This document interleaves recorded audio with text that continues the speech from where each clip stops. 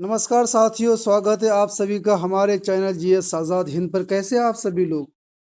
दोस्तों, आज लाए हम ज्योग्राफी की क्लास पार्ट 1, जो हर प्रतियोगिता यूपीएससी, बीपीएससी, ईपो, एफओ, दारोगा सारे एग्जाम्स में सारे क्वेश्चन आते हैं। तो दोस्तों, आपसे निवेदन है, प्लीज़ वीडियो को पूरे एंड तक ज़रूर देखिए, आपको बहुत ही बेनिफिट होने वाला है। तो चलिए दोस्तों, शुरू करते हैं। आज की ज्योग्राफी का पहला प्रश्न है साथियों। आज का पहला प्रश्न है, कौन सा ग्रह हमारे प्रकाश को उत्सर्जित करता है? इसका करेक्ट आंसर है नेपच्यून। ठीक है। अगला प्रश्न साथियों, विश्व की कुल जनसंख्या का कितने प्रतिशत भारत में निवास करता है? इसका करेक्ट आंसर है 17%। जरूर याद रखिएगा आप लोग। अगला प्रश्न है दोस्तों, भारत का कुल क्षेत्रफल कितना है? तो आपका करेक्ट आंसर है साथियों 32,87,263 वर्ग किलोमीटर। ठीक है। अगला प्रश्न है, भारत की स्थल सीमा से कौन से देश लगे हैं? इसका करेक्ट आंसर है साथियों बांग्लादेश, चीन, पाकिस्तान, नेपाल, बर्मा, भूटान और थोड़ा सा अफगानिस्तान भी लगता है। जरूर याद रखिएगा। ठीक है।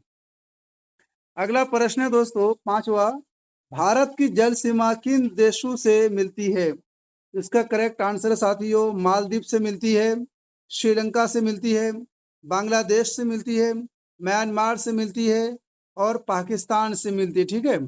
अगला प्रश्न है, छठा प्रश्न है, कर्क रेखा किन राज्यों से होकर गुजरती है? ये साथियों बहुत ही इंपॉर्टेंट है। आज की पूरी क्लास बहुत ही इंपॉर्टेंट रहने वाली है, तो प्लीज़ आप लोग पूरी क्लास को ज़रूर एंड तक वॉच करिए। तो साथियों, इसका करेक्ट आंसर है राजस्थान से गुजरती है, गुजरात से, मध्य प्रदेश, छत्तीसगढ़, झारखंड, पश्चिम बंगाल, त्रिपुरा और मिजोरम से जो है कर्क रेखा गुजरती है। जरूर याद रखिएगा। अगला प्रश्न है दोस्तों, भारत की मुख्य भूमि की दक्षिणी सीमा कितने अक्षांश है? इसका करेक्ट आंसर है 8 डिग्री। ठीक है। 8 डिग्री यानी 4। ठीक है। 8 डिग्री 4 जरूर याद रखिएगा। ठीक है। अगला प्रश्न साथियों, भारत का मानक समय कहाँ से लिया गया है? तो इसका करेक्ट आंसर है इलाहाबाद के निकट नैनी नामक स्थान से। ठीक है। यानी भारत का मानक समय कहाँ से लिया गया है? तो आपका करेक्ट आंसर होना चाहिए इलाहाबाद के निकट नैनी नामक स्थान से लिया गया है। जरूर याद रखिएगा। अगला प्रश्न साथियों, भारत के मानक समय और ग्रीनविच समय में कितना अंतर है? तो इसका करेक्ट आंसर साथियों 5/1। ठीक है। 5/1 यहाँ पे आप लिख दीजिएगा। ठीक है। 5/1 है। अगला प्रश्न साथियों, भूमध्य रेखा से भारत के दक्षिण छोर की दूरी कितनी है? तो इसका करेक्ट आंसर है 876 किलोमीटर की दूरी है। यानी भूमध्य रेखा से भारत के दक्षिण छोर की दूरी कितनी है? 876 किलोमीटर है। जरूर याद रखिएगा। 11वां प्रश्न है दोस्तों, विश्व का मरुस्थल विहीन महाद्वीप है, यानी विश्व का मरुस्थल विहीन महाद्वीप कौन सा है? तो आपका करेक्ट आंसर हो साथियों यूरोप मरुस्थल के बिना एकमात्र महाद्वीप है। ठीक है। अगला प्रश्न है, भूगोल के लिए जियोग्राफिक यानी जियोग्राफिकल शब्द का प्रयोग सर्वप्रथम किसने किया? तो इसका करेक्ट आंसर है इरिटोस्थनीज ने। ठीक है। यानी इरेटोस्थनीज ने किया था जियोग्राफिकल शब्द का सबसे पहले प्रयोग। जरूर याद रखिएगा। अगला प्रश्न है दोस्तों, मेट्रोलॉजिया नामक पुस्तक की रचना किसने की है? ठीक है। यानी मेट्रोलॉजिया नामक पुस्तक की रचना किसने की है?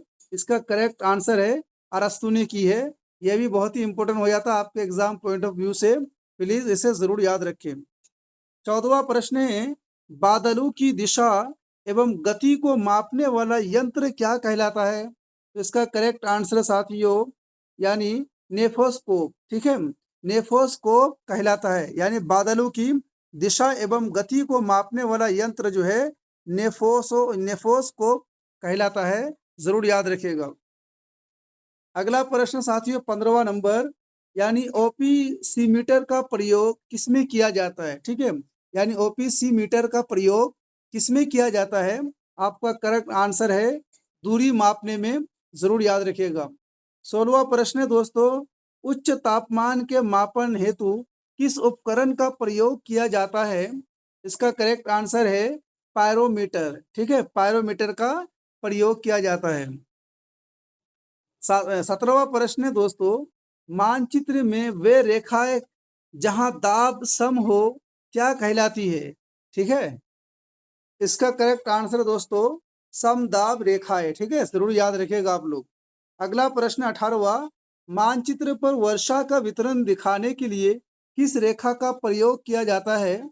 इसका करेक्ट आंसर है आइसोहाइट का प्रयोग किया जाता है। 19वां प्रश्न है दोस्तों, यानी ओलंपिस मॉन्स सबसे बड़ा ज्वालामुखी कहाँ पर है? तो इसका करेक्ट आंसर है मंगल पर ये ज्वालामुखी जो है स्थित है। ठीक है, अगला प्रश्न है, सूर्य प्रकाश धरती तक पहुंचने में कितने मिनट लेता है? इसका करेक्ट आंसर है 8.3 सेकंड लेता है। अगला प्रश्न साथियों 21वां, नॉर्वे में अरात्रि के समय सूर्य कब दिखाई देता है? इसका करेक्ट आंसर है 21 जून को दिखाई देता है। अगला प्रश्न है, क्षेत्रफल की दृष्टि से भारत का विश्व में कौन सा स्थान है? इसका करेक्ट आंसर साथियों 7वां स्थान है। ठीक है, जरूर याद रखिएगा। 23वां प्रश्न है दोस्तों, भारत के उत्तर में कौन कौन से देश है? ठीक है, भारत के उत्तर में कौन कौन से देश है, यह आपके लिए इंपॉर्टेंट हो जाता है। तो चीन है, नेपाल है और भूटान है भारत के उत्तर में। ठीक है, अगला प्रश्न है, भारत के पूर्व में कौन सा देश है?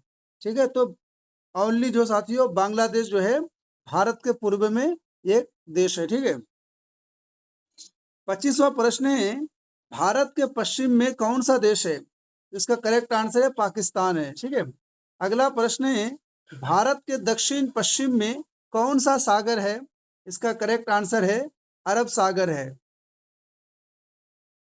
साथियों ये बहुत ही इंपॉर्टेंट क्लास है, world learner fact one day exam, BPSC हो, ईपो एफओ हो, दारोगा हो, टीचर के लिए हो, जितने भी एग्जाम होते हैं वनडे का, ये सभी एग्जाम के लिए बहुत ही महत्वपूर्ण क्लास है। ठीक है, और चैनल को भी सब्सक्राइब करते रहिए दोस्तों, लाइक एंड शेयर भी कीजिए और हमें भी आप लोग सपोर्ट कीजिए।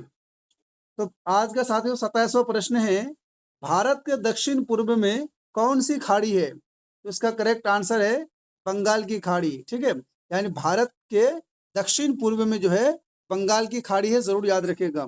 अगला प्रश्न है, सेचुरा मरुभूमि किस देश में स्थित है?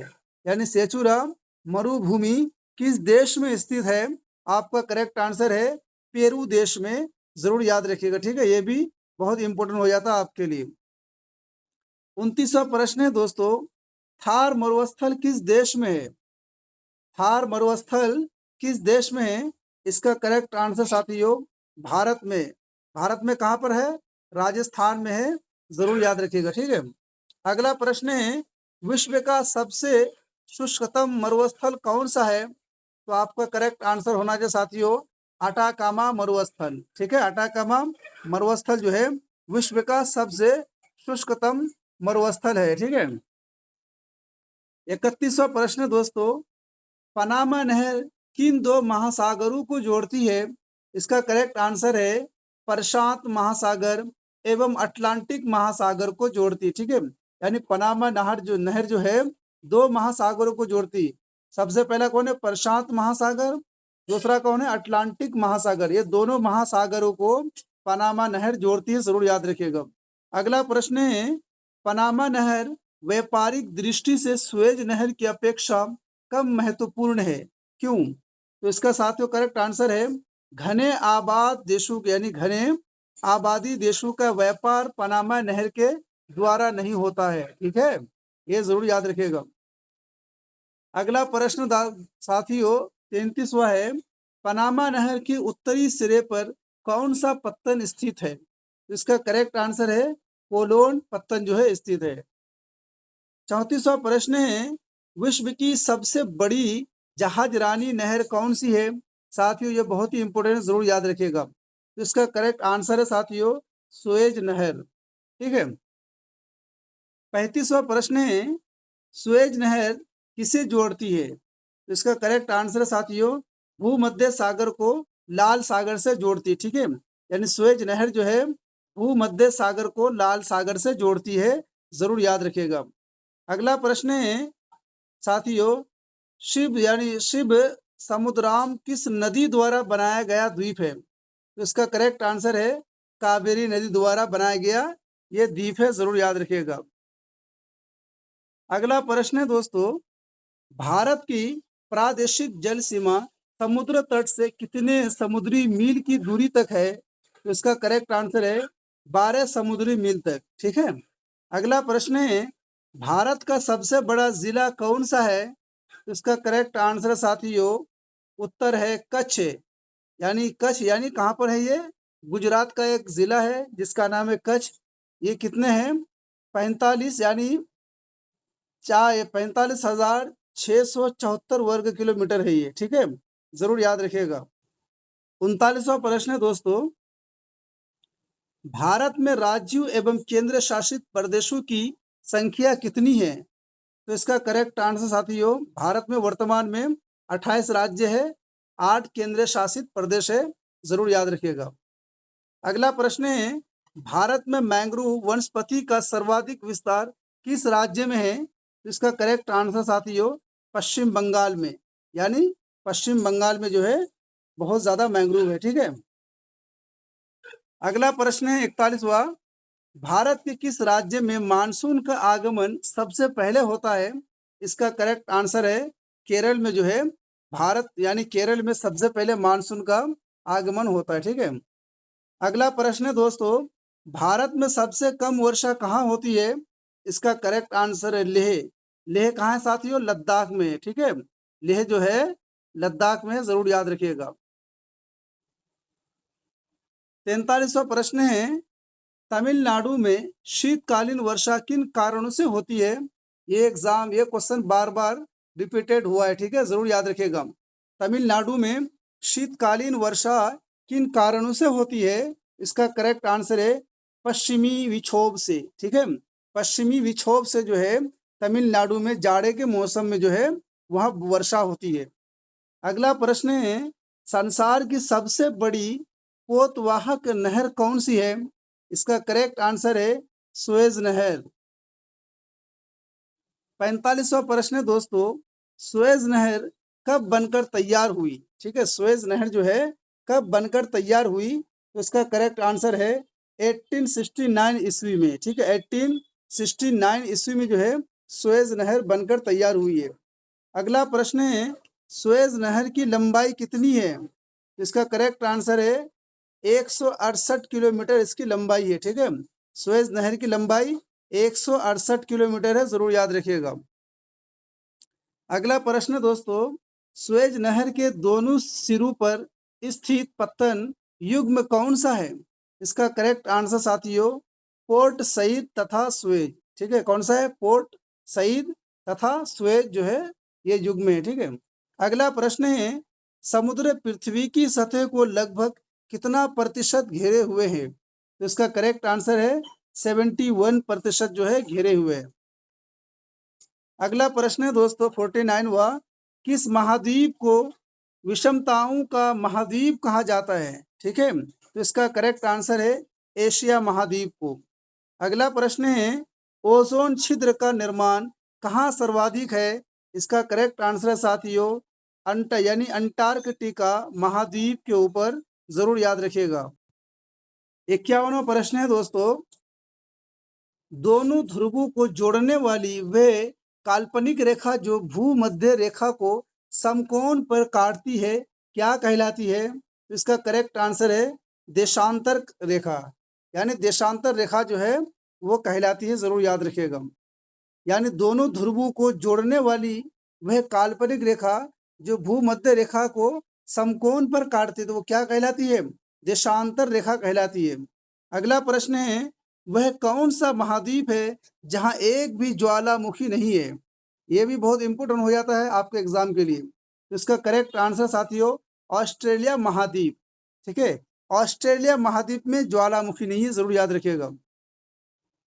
53वां प्रश्न है दोस्तों, एंडीज पर्वत किसका उदाहरण है? यानी एंडीज पर्वत जो है किसका उदाहरण है? इसका करेक्ट आंसर है एक वलित पर्वत का। ठीक है, यानी एंडीज पर्वत जो है एक वलित पर्वत का उदाहरण है, जरूर याद रखिएगा आप लोग। 54वां प्रश्न है, संसार का सबसे नवीन वलित पर्वत कौन सा है? तो इसका करेक्ट आंसर है हिमालय। 55वां प्रश्न है, सबसे तीव्र गति से अपनी परिक्रमा पूरी करने वाला ग्रह कौन सा है? इसका करेक्ट आंसर साथियों बुध ग्रह। ठीक है, अगला प्रश्न है, भारत के उत्तर से दक्षिण तक विस्तार कितना है? तो इसका करेक्ट आंसर है 3214 किलोमीटर। 57वां प्रश्न है, भारत का पूर्व से पश्चिम तक विस्तार कितना है? इसका करेक्ट आंसर साथियों 2933 किलोमीटर। अगला प्रश्न है, पश्चिमी घाट पर पाई जाने वाली वनस्पति का प्रकार कैसा है? इसका करेक्ट आंसर है सदाहरित। ठीक है, यानी सदाहरित या सदाबहार कह दो आप। अगला प्रश्न है दोस्तों, कौन सा राज्य शहतूत रेशम उत्पादित करता है? तो इसका करेक्ट आंसर है कर्नाटक। ठीक है, जरूर याद रखिएगा। अगला प्रश्न है, भारत में चंदन की लकड़ी के लिए प्रसिद्ध राज्य कौन सा है? इसका करेक्ट आंसर है कर्नाटक। यानी कर्नाटक में दोस्तों किसके लिए, यानी चंदन की लकड़ी जो है कौन से राज्य में सबसे ज्यादा उगाए जाते हैं? तो वो कर्नाटक राज्य में, जरूर याद रखिएगा। अगला प्रश्न है दोस्तों, तेंदू पत्ते यानी तेंदू पत्ते का मुख्य उत्पादक राज्य कौन सा है? तो इसका करेक्ट मध्य प्रदेश। ठीक है, यानी तेंदू पत्ते का मुख्य उत्पादक राज्य कौन सा है? मध्य प्रदेश, जरूर याद रखिएगा। अगला प्रश्न है, मैंग्रोव किसे कहा जाता है? ठीक है, मैंग्रोव किसे कहा जाता है? आपका आंसर है लवण कच्छ का एक प्राकृतिक वन। ठीक है, लवण कच्छ का एक प्राकृतिक वन को जो है मैंग्रोव कहा जाता है, जरूर याद रखिएगा। 63वां प्रश्न है, भारत में वन महोत्सव कब मनाया जाता है? इसका करेक्ट आंसर साथियों जुलाई के प्रथम सप्ताह में भारत में वन महोत्सव मनाया जाता है। अगला प्रश्न है, संयुक्त राष्ट्र संघ द्वारा वर्ष 2011 को घोषित किया गया था। क्या घोषित किया गया था? अंतरराष्ट्रीय वन वर्ष। ठीक है, अंतरराष्ट्रीय वन वर्ष जो है संयुक्त राष्ट्र संघ द्वारा वर्ष 2011 में घोषित किया गया है, जरूर याद रखिएगा। यह भी आपके लिए वेरी वेरी इंपोर्टेंट हो जाता है। 65वां प्रश्न है, भारतीय वनस्पति सर्वेक्षण यानी बॉटनिकल सर्वे ऑफ इंडिया का मुख्यालय कहाँ है? तो इसका करेक्ट आंसर साथियों कोलकाता में स्थित है। अगला प्रश्न है, फॉरेस्ट रिसर्च इंस्टीट्यूट कहाँ स्थित है? इसका करेक्ट आंसर है देहरादून यानी उत्तराखंड में। ठीक है, देहरादून में है, यानी देहरादून कहाँ पर है? उत्तराखंड में। तो ये भी आपके लिए बहुत इंपोर्टेंट है, इस टाइप के क्वेश्चन पूछे जाते हैं और हम लोग साथियों वही क्वेश्चन लेके आते हैं जो आपके एग्जाम में काम आए। अगला प्रश्न दोस्तों 67वां, चिपको आंदोलन का संबंध किससे है? तो इसका करेक्ट आंसर है वनों के काटने को रोकने से। ठीक है, यानी जब वनों को काटा जा रहा था तो लोग जो है क्या कहते हैं कि पेड़ को यानी वनों पे चिपक जा रहे थे। ठीक है, इसलिए इसका नाम रख दिया है चिपको आंदोलन। तो चिपको आंदोलन का संबंध किससे है? वनों के काटने को रोकने से है। अगला प्रश्न है दोस्तों, चिपको आंदोलन किसने चलाया था? तो इसका करेक्ट आंसर है सुंदरलाल बहुगुणा ने। ठीक है, यानी चिपको आंदोलन जो चलाया है उसका नाम है सुंदरलाल बहुगुणा। 69वां प्रश्न है दोस्तों, राष्ट्रीय पर्यावरण शोध संस्थान कहाँ है? तो इसका करेक्ट आंसर है नागपुर यानी महाराष्ट्र में। अगला प्रश्न है, Indian institute of forest management की स्थापना कब और कहाँ की गई है? तो इसकी स्थापना दोस्तों 1981 में की गई है। कहाँ पर? भोपाल में, जरूर याद रखिएगा। 71वां प्रश्न है दोस्तों, भारत में चंदन की लकड़ी के वन सबसे अधिक कहाँ पाए जाते हैं? तो इसका करेक्ट आंसर होगा नीलगिरी की पहाड़ी में। ठीक है, यानी भारत में चंदन की लकड़ी जो सबसे ज्यादा पाई जाती है तो वो नीलगिरी की पहाड़ी में पाई जाती है, जरूर याद रखिएगा। अगला प्रश्न है साथियों, साइलेंट वैली साइलेंट वैली के चर्चित होने का कारण क्या है? यानी साइलेंट वैली का चर्चित होने का कारण क्या है? तो इसका करेक्ट आंसर होगा साथियों जैव विविधता एवं सदाबहार वन का संरक्षण, इसीलिए ये जो है साइलेंट वैली चर्चित है। 73वां प्रश्न दोस्तों, फुलू की घाटी कहाँ स्थित है? ये क्वेश्चन बार बार आ चुका है, प्लीज आप लोग जरूर याद रखिए। फुलू की घाटी कहाँ स्थित है? इसका करेक्ट आंसर है उत्तराखंड में। अगला प्रश्न है, शांत घाटी कहाँ अवस्थित है? इसका करेक्ट आंसर है केरल में। ठीक है, यानी शांत घाटी जो है केरल में अवस्थित है और फुलू की घाटी उत्तराखंड में स्थित है, जरूर याद रखिएगा। 75वां प्रश्न है, किन पहाड़ियों पर उष्णकटिबंधीय सदाबहार वन पाए जाते हैं? तो इसका करेक्ट आंसर है नीलगिरी पहाड़ियों पर जो है उष्णकटिबंधीय सदाबहार वन पाए जाते हैं। ठीक है, अगला प्रश्न है, पक्षी विहार एवं वन्य जीव अभ्यारण्य अपने प्राकृतिक परिवेश में वन्य जीवन के लिए कानूनी तौर पर आरक्षित है, कौन सा है? तो बायोस्फीयर रिजर्व। बायोस्फीयर रिजर्व कानूनी तरीके से जो है ये आरक्षित है। ठीक है, अगला प्रश्न है, वह कौन सा राज्य जहां सुल्तानपुर पक्षी विहार स्थित है? ठीक है, तो इसका करेक्ट आंसर है हरियाणा। वैसे सुल्तानपुर दोस्तों यूपी में है, लेकिन ये सुल्तानपुर पक्षी विहार जो है हरियाणा में स्थित है, जरूर याद रखिएगा। अगला प्रश्न है, दुधवा यानी दुधवा राष्ट्रीय उद्यान कहाँ स्थित है? तो इसका करेक्ट आंसर है उत्तर प्रदेश। ठीक है, दुधवा राष्ट्रीय उद्यान कहाँ स्थित है? आपका आंसर है उत्तर प्रदेश में स्थित है। साथियों, चैनल को जरूर सब्सक्राइब और लाइक जरूर कीजिए और हमें सपोर्ट जरूर कीजिए। अगला प्रश्न है दोस्तों, कौन सा अभ्यारण्य जंगली हाथियों के लिए प्रसिद्ध है? तो इसका करेक्ट आंसर है पेरियार अभ्यारण्य जो है जंगली हाथियों के लिए प्रसिद्ध है। अगला प्रश्न है, सरिस्का पक्षी विहार कहाँ अवस्थित है? तो इसका करेक्ट आंसर है राजस्थान में। ठीक है, यानी सरिस्का पक्षी विहार कहाँ अवस्थित है? तो आपका आंसर होना चाहिए राजस्थान में अवस्थित है। 81वां प्रश्न है दोस्तों, विश्व का एकमात्र पलावी राष्ट्रीय पार्क कहाँ स्थित है? इसका करेक्ट आंसर है मणिपुर में। ठीक है, अगला है, काजीरंगा किसके लिए जाना जाता है? तो गेंडू के लिए जाना जाता है। ठीक है, यानी काजीरंगा पार्क जो है किसके लिए जाना जाता है? तो गेंडू के लिए जाना जाता है, जरूर याद रखें। 83वां प्रश्न है दोस्तों, यानी दाचिगाम वन्य जीव अभ्यारण्य किस राज्य में स्थित है? ठीक है, दाचिगाम वन्य जीव अभ्यारण्य किस राज्य में स्थित है? तो इसका करेक्ट आंसर है जम्मू कश्मीर में। अगला प्रश्न है, नल सरोवर पक्षी अभ्यारण्य किस राज्य में है? इसका करेक्ट आंसर है गुजरात में। ठीक है, अगला प्रश्न है दोस्तों, पेरियार गेम अभ्यारण्य किसके लिए प्रसिद्ध है? तो आपका करेक्ट आंसर होना चाहिए जंगली हाथियों के लिए जो है पेरियार गेम अभ्यारण्य प्रसिद्ध है। अगला प्रश्न है, काजीरंगा राष्ट्रीय उद्यान कहाँ पर स्थित है? आपका करेक्ट आंसर है असम में स्थित है। अगला प्रश्न साथियों 87वां, भारत में सबसे लंबी सिंचाई नहर कौन सी है? इसका करेक्ट आंसर दोस्तों इंदिरा गांधी नहर। ठीक है, अगला प्रश्न है, सारण सिंचाई नहर कहाँ से निकलती है? इसका करेक्ट आंसर है गंडक से निकलती है। ठीक है, यानी सारण सिंचाई नहर जो है वो गंडक से निकलती है, जरूर याद रखिएगा।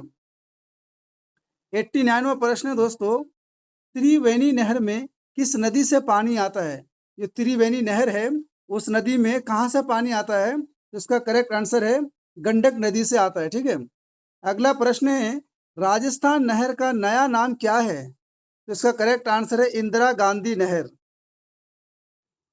91वां प्रश्न है, भारत की सिंचाई क्षमता का 47.78% कहाँ से पूरा होता है? इसका करेक्ट आंसर साथियों लघु एवं बृहद परियोजनाओं से।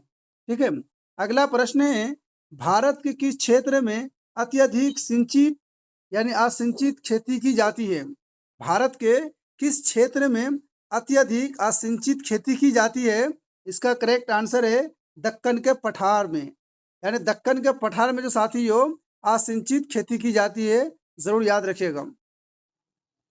93वां प्रश्न साथियों, उत्तर प्रदेश की सबसे लंबी नहर कौन सी है? इसका करेक्ट आंसर होगा शारदा नहर। यानी उत्तर प्रदेश की सबसे लंबी नहर का नाम है शारदा नहर, जरूर याद रखिएगा। अगला प्रश्न है, देश की सबसे लंबी नहर कौन सी है? तो इसका करेक्ट आंसर है इंदिरा नहर। ठीक है।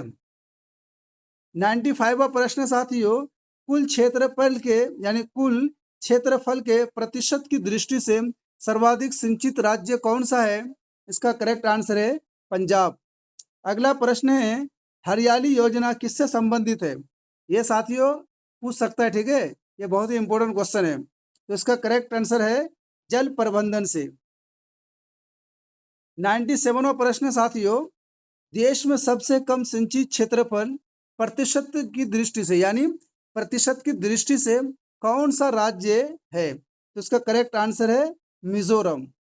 अगला प्रश्न है, केवलादेव घना पक्षी विहार कहाँ अवस्थित है? तो इसका करेक्ट आंसर है भरतपुर यानी राजस्थान में स्थित है। अगला प्रश्न साथियों, नंदा देवी जीव मंडल किस राज्य में स्थित है? तो इसका करेक्ट आंसर साथियों उत्तराखंड में। ठीक है, यानी नंदा देवी जीव मंडल किस राज्य में स्थित है? आपका आंसर है उत्तराखंड में स्थित है। साथियों, आज की क्लास का हमारा लास्ट प्रश्न है। आपसे निवेदन है, प्लीज हमारे चैनल को जरूर सब्सक्राइब करें। अगर आपको पीडीएफ चाहिए हमारी क्लास का, तो वीडियो के डिस्क्रिप्शन में लिंक दिया हुआ टेलीग्राम का, आप वहां जाकर के फ्री में पीडीएफ को प्राप्त कर सकते हैं। आखिरी प्रश्न साथियों, मानस पशु विहार किस राज्य में स्थित है? तो इसका करेक्ट आंसर है असम में स्थित है। दोस्तों, आज की वीडियो, आज की क्लास हमारी कैसी लगी? अगर अच्छी लगी हो प्लीज़ तो कमेंट बॉक्स में हमें ज़रूर बताएं। ठीक है दोस्तों, फिर मिलते हैं नेक्स्ट वीडियो में। जब तक के लिए आप लोग पढ़ते रहिए, मेहनत करते रहिए। ठीक है, वीडियो को देखने के लिए, क्लास को वॉच करने के लिए आप सभी लोगों का दिल से बहुत बहुत धन्यवाद।